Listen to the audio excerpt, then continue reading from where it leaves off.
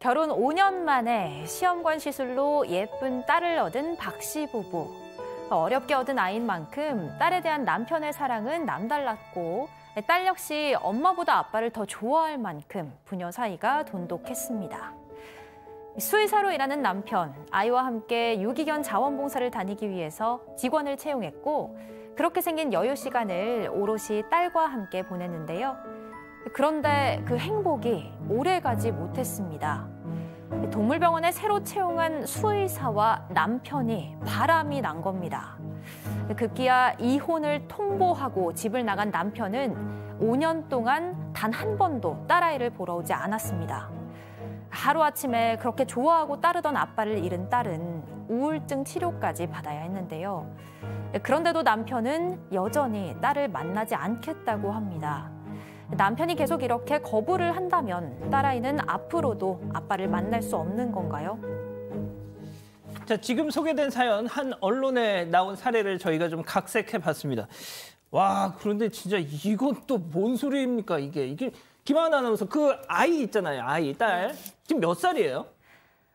이게 남편이 집을 나간 게 아이가 7살 되던 해였고요. 5년이 지난 지금 아이는 11살, 초등학교 4학년입니다.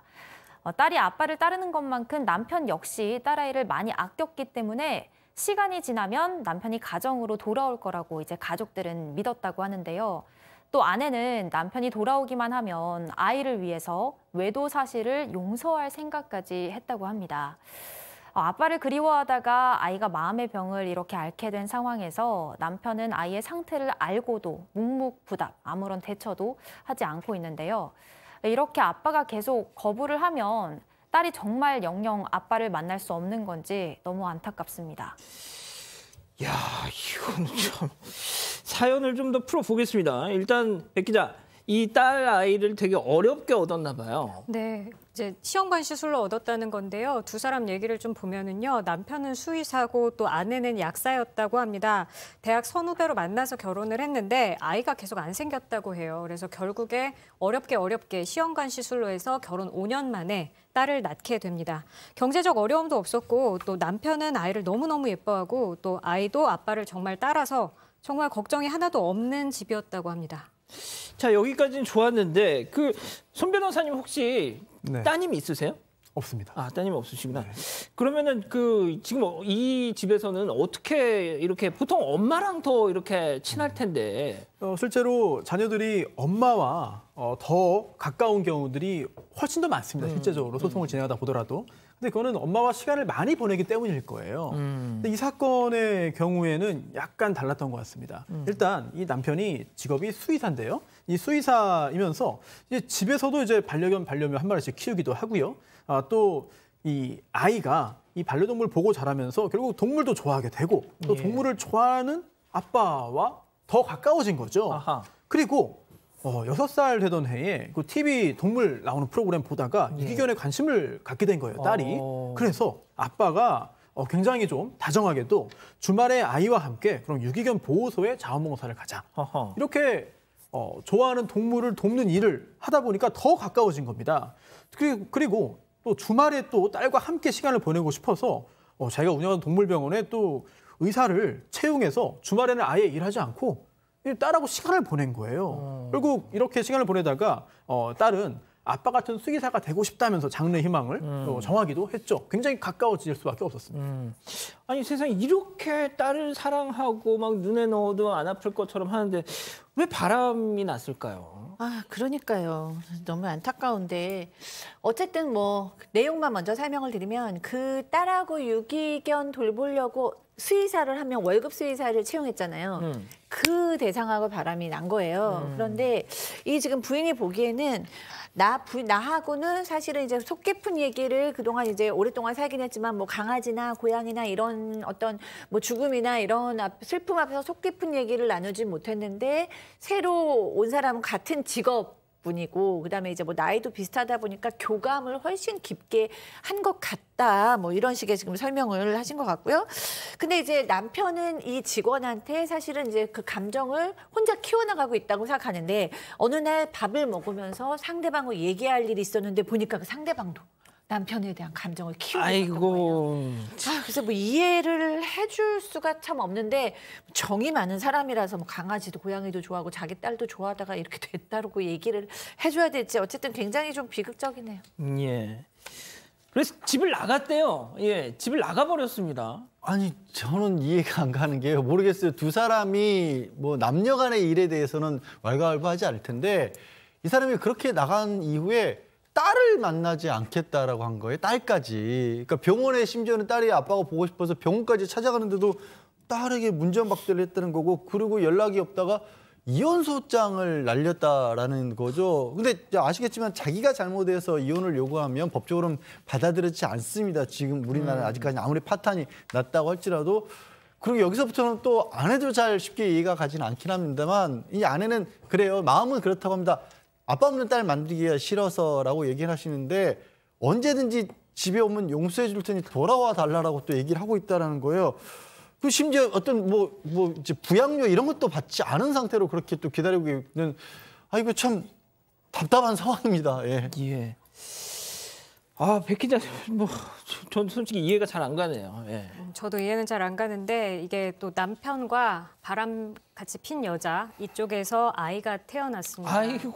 그래서 이제 돌아갈 수가 없는 상황이 됐다고 세상에. 얘기를 하는데 정말 충격적인 게 이 남편 내연녀와 낳은 아이만 내 아이다. 이제 그 전에 박 씨와 낳은 딸은 내 아이가 아니다. 이렇게까지 얘기를 했다고 합니다. 협의 이혼이 안 된다면 5번이고 10번이고 계속해서 이혼 소송을 하겠다. 이렇게 입장을 밝혔다고 합니다. 소장님, 저는 네. 이제 이 아이가 가장 걱정인 거잖아요. 근데 네. 세상에 날 그렇게 막 예뻐해줬던 아빠가 너 싫어 안 볼 거야. 야 이러면은 아이가 받을 마음의 상처라는 게 네. 상상도 안 될 것 같아요. 게다가 이 아빠는 너무 좋은 아빠였잖아요. 7살까지는 너무 따뜻하고 너무 잘 놀아주는 아빠였기 때문에 아이는 정말 하늘이 무너졌을 거예요. 그 마음에서 아빠가 너무 그립고 슬프고 보고 싶고 근데 아빠는 마음이 바뀌었고 사실 이런 식의 거절감은 어른이 되어서도 감당하기 어려운 트라우마가 되거든요. 근데 이 아이는 7살 때부터 13살까지 어떻게 보면 성장에 있어서 너무나 정서에 있어서 중요한 시기 그러니까 결정적인 시기들에 이런 상처를 받았고 너무 슬플 거예요. 그래서 지금 아이가 증상도 많이 나타나고 있습니다. 불안감, 우울증, 무기력증 그래서 정신과 치료까지 지금 받고 있다고 하고요. 지금부터도 또 걱정입니다. 왜냐하면 지금부터 사춘기잖아요. 이 아빠가 왜 이러는지 그 딸을 정말로 사랑했으면 이럴 수가 없는데 아마도 딸하고 이렇게 정서 교류를 하면 아내가 이혼을 안 해줄 거라고 생각을 해서 이러는 건지는 잘 모르겠지만 어쨌든 고스란히 가장 큰 희생양은 딸이 되고 있습니다. 지금 정님이 이해가 안 되시겠지만 이런 일 주변에 많아요. 그런 말씀을 하시네요. 이런 일이 많다니까 더 끔찍한데. 자, 손 변호사님. 아니, 근데 보통 이혼을 하면, 그러니까 배우자를 싫어할 수는 있어요. 그건 오케이. 자, 근데 그 사이에서 낳은 아이들은 안 그렇잖아요. 근데 이건 왜 이렇죠? 특히 아이의 상황 같은 것도 다 알고 있었습니다. 문자 메시지를 딸이 보내기도 하고요. 또 동물병원 또 찾아올 때도 있었기 때문에 그걸 또 보기도 했어요. 상황을 알았는데 도 만나지 않았습니다. 그 이유는요. 바로 그 내연녀와의 사이에서 낳은 아이가 있었기 때문인데 결국 어떻게든 이혼을 해야 한다. 이 목적 때문에 아이도 멀리한 거죠. 그런데 이건 약간 좀 생각을 잘못한 것 같아요. 왜냐하면 지금은 이제 조금 전 설명 나온 대로 유책주의이기 때문에 잘못한 사람이 혼자 이혼을 원할 때 이혼 판결을 받을 수 없습니다. 그래서 이 소송에서 졌어요, 일단. 졌어요. 그런데 이거 나중에 파탄주의로 바뀌면, 즉 누가 잘못했는지 관계없이 일단 지금 다 혼인관계가 파탄돼 있으면 이혼 판결을 받을 수 있다라는 희망을 갖고 있는 거죠. 그래서 혼인관계가 파탄됐다는 거를 증거로서 유지하기 위해서 아이를 만나지 않는다. 세상에. 하지만 이거는 법적으로는 그렇게 납득할 만한 결정은 아닌 것 같습니다. 자녀를 아무리 만난다고 하더라도 혼인관계가 그로 인해서 유지됐다고 보기는 힘들거든요. 물론 이제 그 면접 교섭을 하는 과정에서 또는 자녀를 만나는 과정에서 이 사이가 이미 틀어진 배우자와 의 어떤 접점이 생기면서 그게 불리하게 작용했을 할 것을 걱정했는지는 모르겠지만 과연 그게 이 파탄주의를 가정할 때 설령 가정하더라도 과연 불리하게 작용하겠느냐. 이 부분은 약간 좀 의문이긴 합니다만 어쨌든 이 남성은 그런 걱정까지 사소한 거죠. 예. 지금 아자님이 야, 그 동물병원 어디야? 빨리 불러 막 그러고 계세요. 지금 너무 화가 나셨는지. 아, 양 변호사님, 근데 저는 이 아이도 문제지만 그 내연녀와 사이에서 낳은 아이도 네. 만약에 이게 이혼인 이게 안 되면 얘는 어떻게 해요, 그럼? 그래도 이제 부모 자식 간의 관계는 아이 입장, 내연녀의 아이 입장에서는 가질 수가 있습니다. 이제 아버지 입장에서는 혼외자가 되는 거고 그 아버지가 인지를 한다라고 해서 내 자식이 맞다라는 그런 절차를 거치면 가족관계 등록도 가능할 것으로 보이긴 하는데 근데 이제 가정을 정상적으로 끌 수가 없는 거죠. 그러니까 법적으로 이 기혼자이고 법적인 법률론이 따로 있기 때문에 이 부부 관계, 그러니까 내연녀의 관계는 사실혼 관계로도 인정이 안 되는 거거든요. 거기서 오는 여러 가지 좀 혼란이 좀 있을 수밖에 없죠. 예, 알겠습니다. 그럼 이쯤에서 이 별별 상담소 오늘의 궁금증 짚어보죠. 자, 외도로 집 나간 아빠, 아이가 원한다면 만날 수 있습니까, 손 변호사님? 만날 수 있습니다. 네, 만날 수 있습니다. 이 면접 교섭 얘기를 많이 하잖아요, 우리가. 그런데 이 면접 교섭이라고 하는 게 어느 한쪽에 권리고 또 상대방의 의무가 아니에요. 즉 이제 결국은 이 아버지 역시 자녀를 만날 권리가 있는 반면에 또 의무도 있는 것이고, 의무도 있다. 네, 그리고 아하. 자녀도 역시 이 양육을 하지 않는 이제 그 사람을 만날 권리가 있는 거죠. 그렇기 때문에 상호간의 권리, 유자 의무이기도 한 겁니다. 그런데 딸은 만나고 싶어 하는데 아빠가 만나기 싫어한다. 예. 이럴 경우에는 이제 문제가 되는 것이죠. 그런데 이제 좀 따져볼 부분들은 있어요. 왜냐하면 지금처럼 단순히 그냥 뭐 별거 중에도 이게 이런 절차를 다 밟을 수 있는 것이냐 또는 밟아야 하는 것이냐라는 등등 구체적인 상황에 따라서 어떤 규정을 적용할지는 약간씩 달라질 수 있겠습니다만 기본적으로 이혼한 후에도 면접교섭은 권리이자 의무이거든요. 예, 양 변호사님 이거 좀 뭐 이 아빠 좀 처벌받을 수는 없어요? 좀? 네, 뭐 이론적으로는 아이가 이제 우울증 치료까지 받았다니까 방임이라든가 정서적인 학대 같은 걸 생각해 볼 수는 있지만 또 처벌로 가기는 어려울 것으로 보이고요. 이 아이가 가지고 있는 자라는 과정에서 이런 거는 저는 사실 부양 의무와 관련돼서 부양료, 이제 과거의 부양료 같은 것도 이미 뭐 소비한 것들로 다 청구할 수 있다고 하는데 좀 많이 금전적으로라도 남편이 배상을 할 수 있게끔 만들어야 된다고 봅니다. 예. 소장님 마지막으로 네. 지금 우리 가족 여러분들이 당장 그냥 이혼해버려 막 또 이러신 분도 있고 절대 이혼해주지 마 하면서 막 팽팽히 지금 맞서고 계세요. 네.